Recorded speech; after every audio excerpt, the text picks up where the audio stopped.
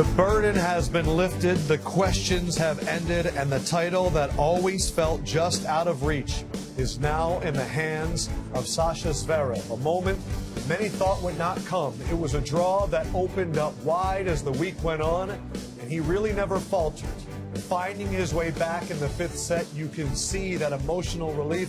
Caboli standing behind him, but this moment belongs to Zverev.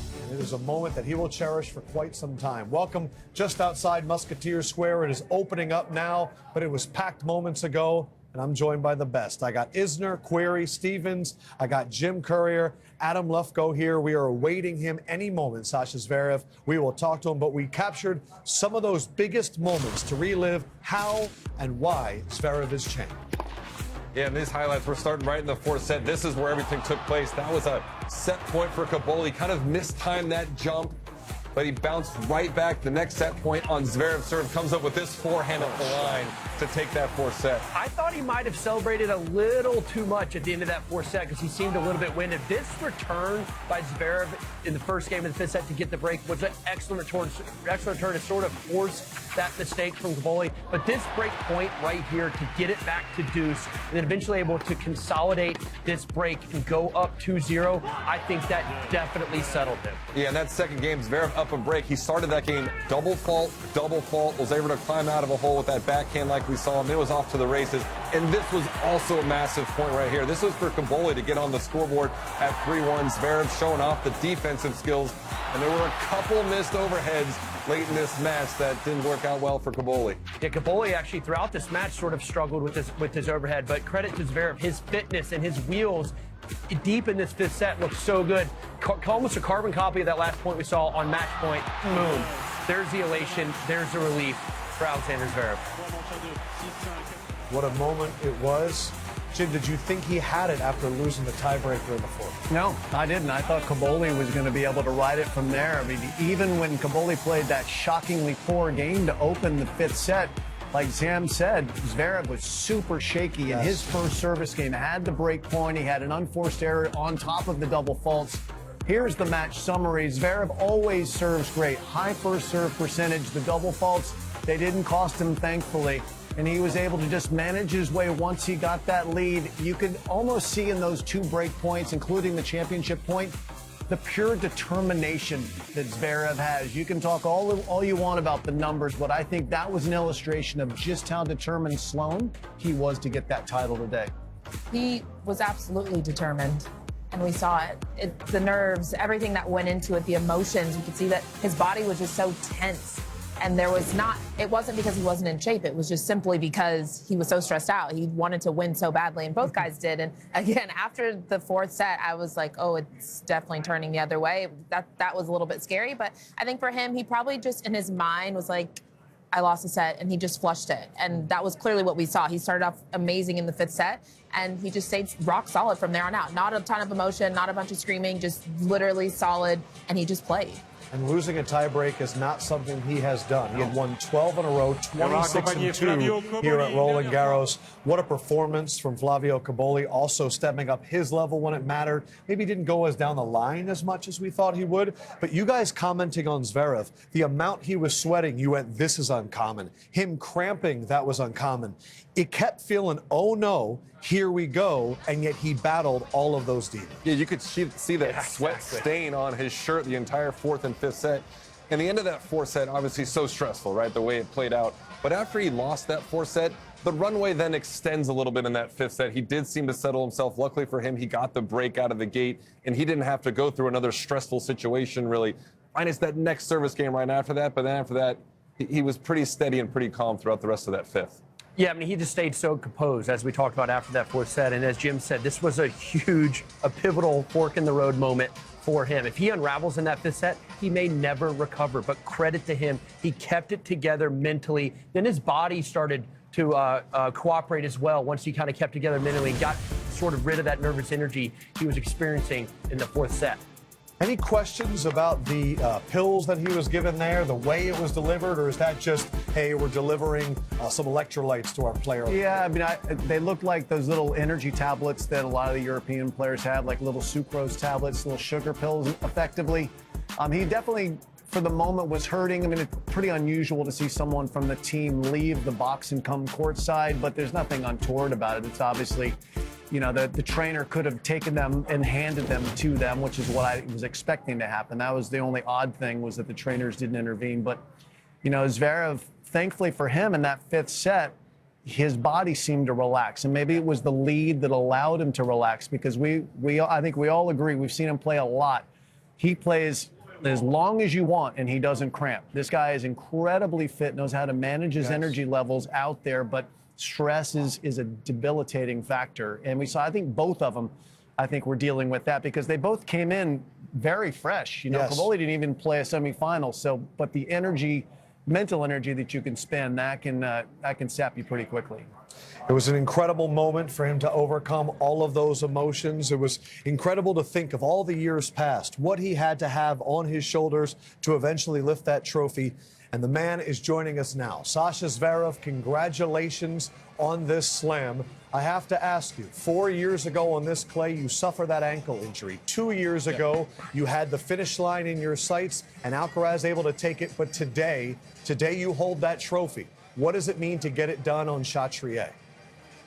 It means the world. As you said, this court has been with some of my most special memories, but some also my biggest heartbreaks. You know, laying on the floor with 7 broken ligaments and, you know, 2 fractured bones, and then also losing the final 2 years ago here against Carlos. These are all tough moments that you remember. And I felt like throughout the 2 weeks I was managing my emotions extremely well. I was playing well in important moments. I felt like today I didn't. I was a lot more nervous. I feel like the match was a lot more up and down from my side. But at the end of the day, the most important thing was the 5th set. And I won that, and I'm happy to be holding this. Sasha, Jim Courier here. I want to know about the emotional journey within the match for you. All players have lots of conversations with themselves during the quiet moments on the court, especially after the 4th set. What did you have to tell yourself to get through this match? And congratulations, by the way. Thank you, yeah. You know what kind of helped me? It kind of helped me mentally that I was cramping a bit. And I was cramping because of emotional effort. I wasn't cramping because of physical effort. I haven't cramped in probably 10 years. And I was very nervous. I was very kind of tightened up. And then once I cramped, I relaxed. And that helped me. And I feel like I played better in the 5th set. I played more free. I played more aggressive. And yeah. Today, I actually think that I won because of the cramps. Hey, Sash, congrats. It's Sloan here. Thank you. I had a question about the 4th set. So you haven't lost a tiebreak here in forever. Losing the 4th set in a tiebreaker, going into the 5th, what was your mindset, and how did you reset yourself? It really helped me that he left for a bathroom break, and I kind of had 5 minutes because my legs kind of, you know, it got better. I was not cramping as much, and then, as I said, I was a lot more relaxed. I was a lot more free in my head in the 5th set than I was in the entire 4th set. And yeah, again, I think I played probably my best set of the final, which was my 5th set. Sasha, Sam here. Well done. Congratulations. When that final overhead went long off the racket of Caboli. Sam Querrey. Sam Q. Sam Querrey. Why are you on this channel? Who hired you? I knew that was coming. Why are you here? You got like all champions, and then you got Sam Querrey. What is he doing? John, is there a champion? Wow. My question is, when that final overhead went long, did you feel more relief from within or more excitement? First of all, I'm very happy that I'm holding this because you said I will never will. So thank you very much for your confidence. Just for the people that don't know, we have a love-hate relationship with Sam, and I actually love it. I enjoy it. So I love giving you a hard time. But no, I was kind of in a state where I was ready to keep playing, funny enough. But then I saw my box, and they all raised their hands in the air, and I was like, okay, it's over. I won. I'm a Grand Slam champion, and yeah, it was relief. It was all the emotions that all came together. Alex, it's John here. Congratulations, Love dude. talking to you, John. Anytime. Love this guy. No, seriously, congratulations. An unbelievable effort out there today. How is this win going to affect your freedom as a player going forward the rest of your career?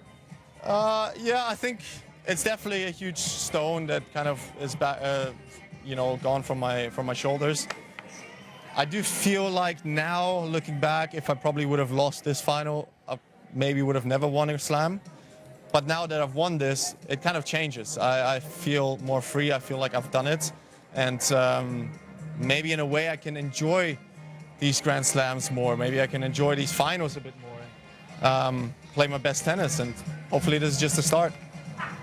The first German man to win a major since Boris Becker 30 years ago, Sasha Zverev. Congratulations. Thank you, guys. Thank you very much. Well done. Congrats. Sash. Thank you. Any final notes for Sam? No, Sam, I still love you. Don't worry. Don't worry. Thank you. It's better when it's easier to love you when I'm holding this, but I still love you. Exactly. Now that Sasha's won a major, he can't come on your podcast, so there's that. I think the most interesting line he said there was, I won this because of cramping. And I think that had a double entendre. He won it because it freed him up tonight, and he won it because Yannick cramped about a week and a half ago. I don't want to take anything away from the moment tonight, but it's so interesting that cramping, which made us all nervous there in the green room, it freed him up. How does that happen? Why does that free up a champion?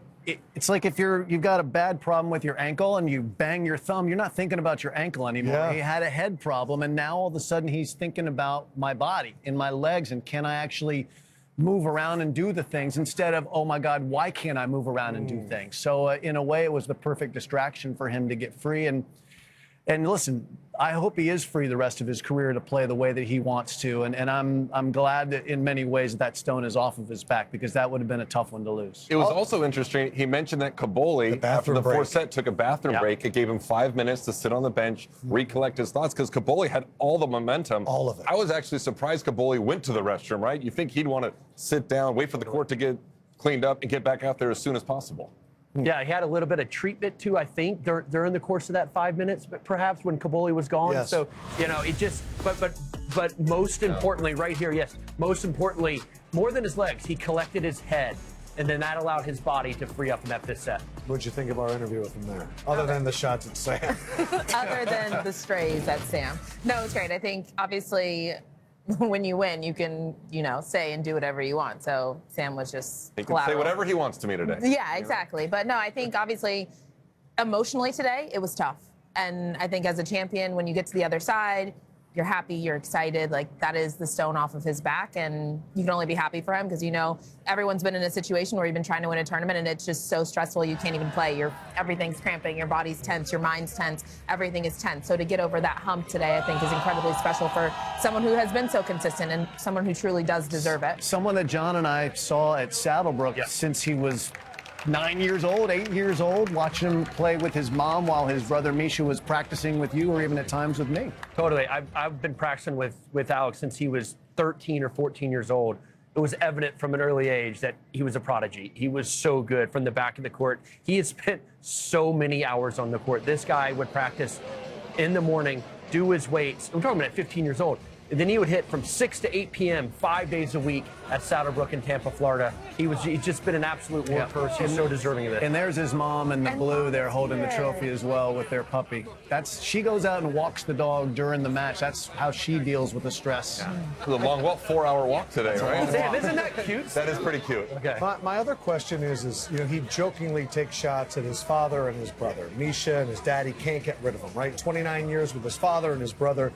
How tight is that relationship? How unique is the situation? It's super tight, but it also comes with some interesting variables, right? It's not always comfortable. It's not always easy to know where the line is between family and the coaching relationship. But Misha, his brother especially, was responsible for changing the service toss and making his serve what it is today. It was always really good the first. It's even better in the second serve, even though today it had some troubles. It did a little bit better than probably it would have in 2020. So he's made lots of gains with them. And there have been lots of pundits who've said you need to bring in outside people. There have been times that he has done that. But ultimately, he went back to the family, and it is a big win for a family who's given everything for their 2 children.